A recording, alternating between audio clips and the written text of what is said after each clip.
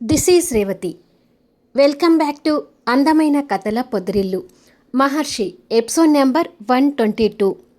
గౌతమ్ తాన్యాల love journey start అయిన వేళ. కథలోకి వెళ్ళబోయే ముందు దయచేసి ఒక లైక్ ఇవ్వండి. లైక్తో పాటు హైప్ కూడా ఇచ్చి వీడియోని సపోర్ట్ చేయండి. ఎత్తుకొని బెడ్రూమ్లో పడుకోబెట్టవా అని మిథున వెంకట్ చేతిలో వేలాడుతూ అడుగుతుంది కదా. ఆ తర్వాత నుండి స్టోరీ కంటిన్యూషన్. ఇప్పటి వరకు బాగానే ఉన్నావు కదా అని అడుగుతాడు వెంకట్ తన నడుము మీద చేతులు వేసి పట్టుకొని. తిని అంతసేపు బాగానే ఉన్నాను కన్నా, కానీ తిన్న తర్వాత ఇంకా నీరసం ఎక్కువైపోయింది అని నీరసం నటిస్తూ చెప్తుంది. నీకేంటి నీరసం ఇలా పట్టుకుంది అంటూ తనని మళ్ళీ ఎత్తుకొని బెడ్రూమ్లోకి తీసుకెళ్తాడు. అలా వెంకట్ తనని ఎత్తుకోవడం తనకి బాగా ఇష్టం కాబట్టి వెంకట్ మెడ చుట్టూ చేతులు వేసి అల్లుకుపోతుంది. తనని తీసుకెళ్ళి నిదానంగా బెడ్ మీద పడుకోబెట్టి దుప్పటి కప్పి తన తల నిమురుతూ ఇక పడుకో అంటాడు. నువ్వు పడుకోవా కన్నా అని అడుగుతుంది మురిపెంగా చూస్తూ. నాకు వర్క్ ఉందని చెప్పాను కదా, నువ్వు పడుకో అని చెప్పి వెళ్ళి సోఫాలో కూర్చొని ల్యాప్టాప్ తీస్తాడు. నేను నీ దుష్టశక్తిని కదా, నీతో ఎలా వర్క్ చేయిస్తాను అని మనసులో అనుకొని నీతో ఎలా ఆ వర్క్ చేయించకుండా ఆపాలి అని ప్లాన్స్ వేస్తూ ఉంటుంది. వెంకట్ ల్యాప్టాప్ ఓపెన్ చేసి రేపు టెండర్కి సంబంధించిన వర్క్ స్టార్ట్ చేయబోతుంటాడు. అంతలోనే అబ్బా అబ్బా అంటూ మిథున కేకలు వినిపిస్తుంటాయి. ఆశ్చర్యం కంగారుతో వెంకట్ తన వైపు చూస్తాడు. మిథున తన పవిట కొంగు అవతలికి వేసి జాకెట్ మీద నుంచి రుద్దుకుంటూ అబ్బా అబ్బా అని అరుస్తూ ఉంటుంది. ఏమైంది అని అడుగుతాడు అదే ఆశ్చర్యంతో చూస్తూ. నా జాకెట్ లోపలికి చీమ తూరిందట్టుంది కన్నా, బాగా కుట్టేస్తుంది, తట్టుకోలేకపోతున్నాను, ప్లీజ్ తీయడానికి నువ్వు రావా కన్నా అని నటిస్తూ ఉంటుంది. నిజమేనేమో అనుకుని వెంకట్ స్టార్ట్ చేయబోయిన వర్క్ ఆపేసి ల్యాప్టాప్ పక్కకు విసిరేసినట్టుగా వేసి తన దగ్గరికి వస్తాడు. అబ్బా బాగా కుట్టేస్తుంది కన్నా అని చెప్పి జాకెట్ మీద రుద్దుకుంటూ ఉంటే ముందు జాకెట్ విప్పి చూడు అని అంటాడు. అదేదో నువ్వే విప్పు కన్నా, నా వల్ల కావడం లేదు అంటూ బాధ నటిస్తూ వెంకట్ని మీదకి గుంజుకుంటుంది. తన వేషాలు తెలియని వెంకట్ కంగారు పడుతూ సరే ఆగు అంటూ తన మీద పడుకొని జాకెట్ ఒక్కొక్క హుక్ విప్పుతుంటాడు. ఈలోపు మిథున లైట్ ఆఫ్ చేసి బెడ్ లైట్ ఆన్ చేస్తుంది. చీమ కోసం వెతకబోతుంటే ఎందుకు లైట్ ఆఫ్ చేశావు అని అడుగుతాడు తన జాకెట్ హుక్ విప్పుతూ. అంటే పెద్ద లైటింగ్ ఉంటే ఆ చీమ దారి వెతుక్కుంటూ పారిపోతుందేమో అని లైట్ ఆఫ్ చేశాను కన్నా, ప్లీజ్ తొందరగా ఆ చీమ సంగతి చూడవా అని తొందర పెడుతుంటుంది.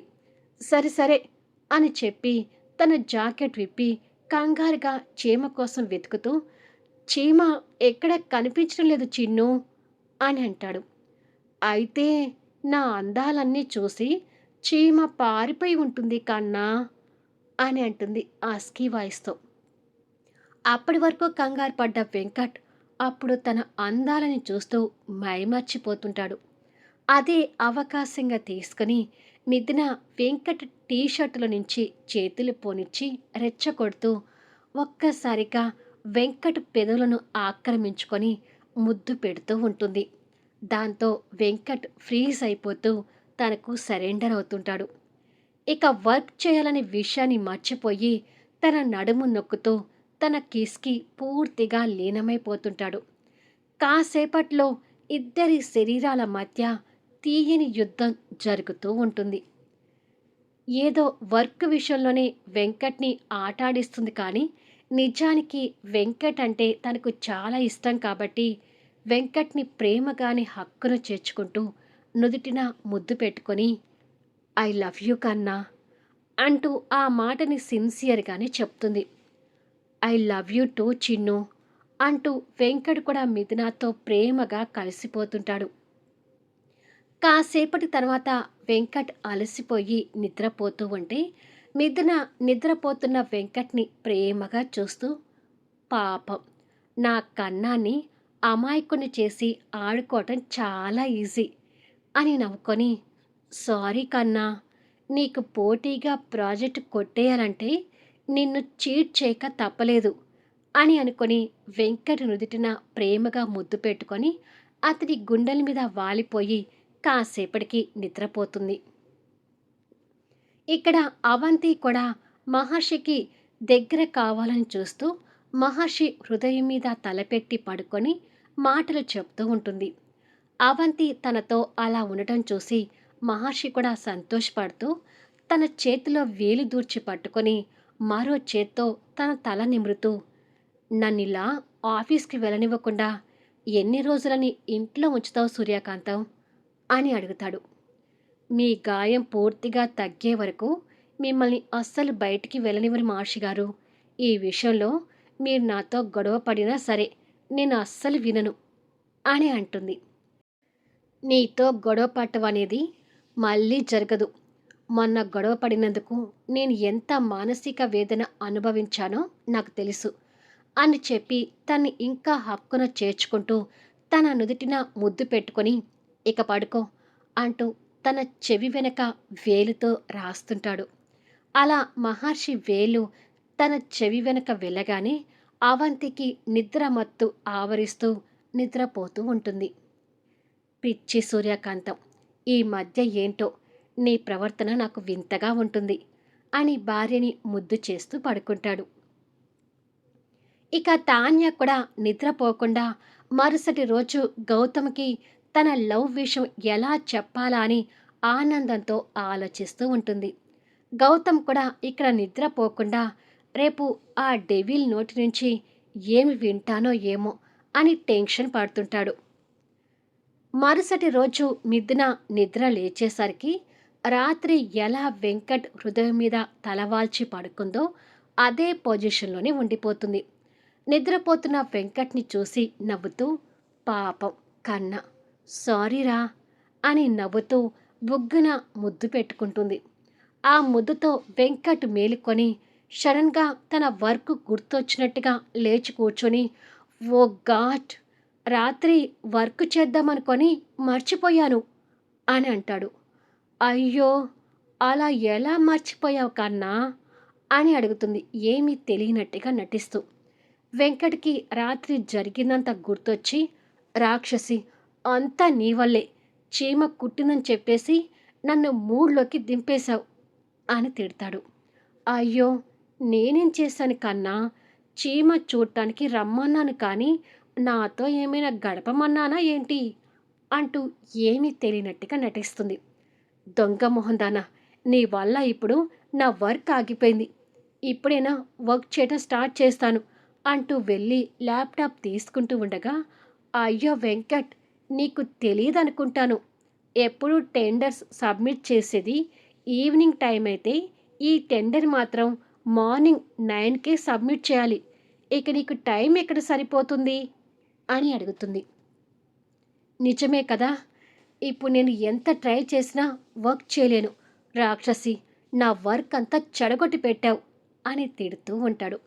ఇది మరీ బాగుంది వెంకట్, నన్ను అమాయకురాలు చేసి తిడుతున్నావు అంటూ కళ్ళు నలుపుకుంటూ ఏడుపు నటిస్తుంది. తనని అలా చూడగానే జాలిపడుతూ, సరేలే, ఇక ఏడవకు, నిన్ను ఏమీ అనన్లే అని అంటాడు.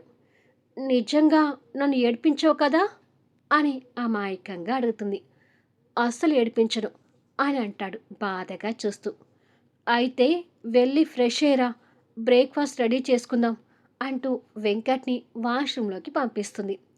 అలా పంపించి మళ్ళీ తీన్మా డ్యాన్స్ చేస్తూ, పాపం కన్నా అని అనుకుంటుంది. ఈ డెవిల్ ఏం చెప్తుందో ఏంటో అని టెన్షన్గానే గౌతమ్ తాన్య ఇంటి ముందు కార్ ఆపి లోపలికి వస్తుంటాడు. డైనింగ్ టేబుల్ దగ్గర పనిలో ఉన్న సర్వెంట్ని చూసి, తాన్య ఎక్కడ ఉంది అని అడుగుతాడు. మేడం రూమ్లోనే ఉన్నారు బాబుగారు, ఆఫీస్కి వెళ్ళడానికి రెడీ అవుతున్నారు అని చెప్తుంది. సరే అని చెప్పి గౌతమ్ లోపలికి వెళ్ళి డోర్ తీసేసరికి ఒక్కసారిగా గౌతమ్ మీద గులాబీ పెటల్స్ పూల వర్షం కురుస్తూ ఉంటుంది. అది చూసి ఆశ్చర్యపోతూ ముందుకు చూసేసరికి ఐ లవ్ యూ గౌతమ్ అంటూ లవ్ సింబల్తో కూడిన కలర్ఫుల్ బెలూన్స్తో గోడ మీద అతికిచ్చి అందంగా కనిపిస్తూ ఉంటుంది. గౌతమ్ ఆ పూల వర్షాన్ని, ఆ బెలూన్స్ని చూసి సంతోషంతో ఉక్కిరి బిక్కిరి అవుతుండగా, తాన్య మంచి శారీలో రెడీ అయి ఆ పూల వర్షంలో తడుస్తూ గౌతమ్కి ఎదురుగా వస్తూ ఉంటుంది. రోజు కంటే కొత్తగా అందంగా కనిపిస్తున్న డెవిల్ని ఆశ్చర్యంగా చూస్తూ ఉండగానే ఆ డెవిల్ చిరునవ్వు చిందిస్తూ దగ్గరగా వస్తుంది. శారీలో ముద్దు గుమ్మలాగా కనిపిస్తున్న తనని తనివి తీరా చూస్తూ బ్యూటిఫుల్ డెవిల్ అని అంటాడు. తాన్య సిగ్గుతో చిన్న నవ్వు నవ్వుతూ థ్యాంక్ యూ గౌతమ్ అని అంటుంది. ఎప్పుడూ సార్ అని పిలిచే తను గౌతమ్ కోరిక ప్రకారం పేరు పెట్టి పిలవడం చూసి ఇంకా సంతోషపడుతూ ప్రేమగా తన మొహాన్ని చేతిలోకి తీసుకుంటాడు. తన కళ్ళల్లోకి ఆప్యాయంగా చూస్తూ నిజంగా నా ప్రపోజల్కి ఒప్పుకున్నట్టే కదా అని అడుగుతాడు. ఇంకా మీకు నమ్మకం కుదరడం లేదా అని అడుగుతుంది సిగ్గుపడుతూ. తన సిగ్గు చూసి ఇంకా సంతోషపడుతూ wow devil, thank you, thank you so much అంటూ వంగోని తన కాళ్ళ దగ్గర నుంచి పట్టుకొని పైకి ఎత్తుకొని thank you so much devil అంటూ చుట్టూ తిప్పుతూ ఉంటాడు. తాన్య కూడా సంతోషపడుతూ గౌతమ్ రెండు షోల్డర్స్ మీద చేతులు వేసి అయ్యో గౌతమ్, నీ సంతోషాన్ని కంట్రోల్ చేసుకో అని అంటుంది. నో వే, ఈ హ్యాపీ ఇలాగే కంటిన్యూ అవుతూ ఉండాలి, నేను అస్సలు కంట్రోల్ చేసుకోలేను అంటూ తన్ని గుండ్రంగా తిప్పుతూనే ఉంటాడు. నాకు కాళ్ళు తిరుగుతున్నాయి గౌతమ్, ప్లీజ్ నన్ను దింపు అని అంటుంది తాన్య. గౌతమ్ కూడా కళ్ళు తిరుగుతూ ఉండగా తనని నిదానంగా పట్టుకొని కిందికి దింపుతాడు. ఇద్దరికీ కళ్ళు తిరిగి సోలుతూ పడుతూ ఉండగా ఒకరికొకరు పట్టుకొని నిలబడి నవ్వుతూ ఉంటారు. గౌతమ్ హ్యాపీ మూడ్తో తన మొహాన్ని చేతిలోకి తీసుకొని తన నుదుటిన ముద్దు పెట్టుకొని హృదయానికి పుడుముకొని ఎక్కడ నా ప్రపోజల్ కాదంటావేమోనని టెన్షన్ పడ్డాను డెవిల్, కానిప్పుడు ఆ టెన్షన్ అంతా ఎగిరిపోయింది, చాలా హ్యాపీగా ఉన్నాను డెవిల్ అని అంటాడు. నేను కూడా చాలా హ్యాపీగా ఉన్నాను Gautam, I love you so much అంటూ గౌతమ్ హృదయంలో ఒదిగిపోతుంది. అలా ఇద్దరు కౌగిల్లో ఉండి పూల వర్షంలో తడుస్తూ ఉండిపోతారు.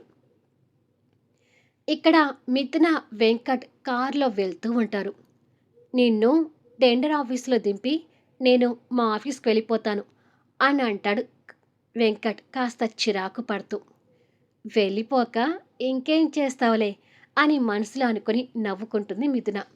కాసేపటికి మిథున టెండర్ ఆఫీస్ దగ్గర దిగి నువ్వు కూడా వర్క్ పూర్తి చేసి టెండర్ వేసి ఉంటే బాగుండేది కన్నా, కానీ ఏం చేస్తాం, నీ టైం అస్సలు బాగలేదు అని అంటుంది బాధ నటిస్తూ. నిజమే, మంచి ప్రాజెక్ట్ మిస్ చేసుకుంటున్నాను, సరేలే ఇక నువ్వు వెళ్ళు అని చెప్పి వెంకట్ డల్గా కారు స్టార్ట్ చేసుకుని వెళ్ళిపోతాడు. పాపం కన్నా అని నవ్వుకుంటూ ఫైల్తో లోపలికి వెళ్ళి అక్కడ ఉన్న అందరితో పాటు టెండర్ సబ్మిట్ చేస్తుంది.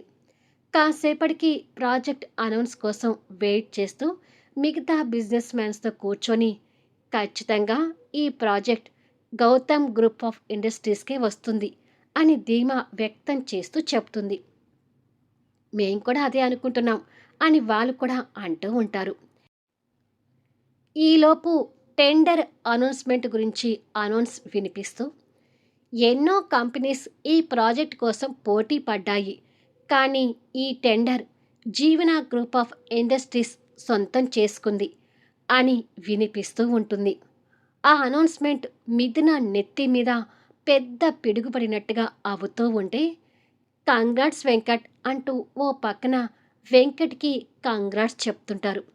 మిథున అటువైపుగా చూసేసరికి వెంకట్ స్టైల్గా కళ్ళకు పెట్టిన గ్లాసెస్ తీసి కనుబొమ్మలు ఎగరేసి నవ్వుతూ పెళ్ళానికి కన్ను గీటుతాడు. ఏంటో స్టోరీ ఇప్పుడు కూల్గా వెళ్ళిపోతుంది, కానీ రాను రాను వేడిగా మారిపోయి ఎన్ని బీభత్సాలు జరగాలో. కథ నచ్చితే లైక్ చేయండి, హైప్ ఇవ్వండి, మీ అమూల్యమైన కామెంట్స్ షేర్ చేయండి. Thank you for listening.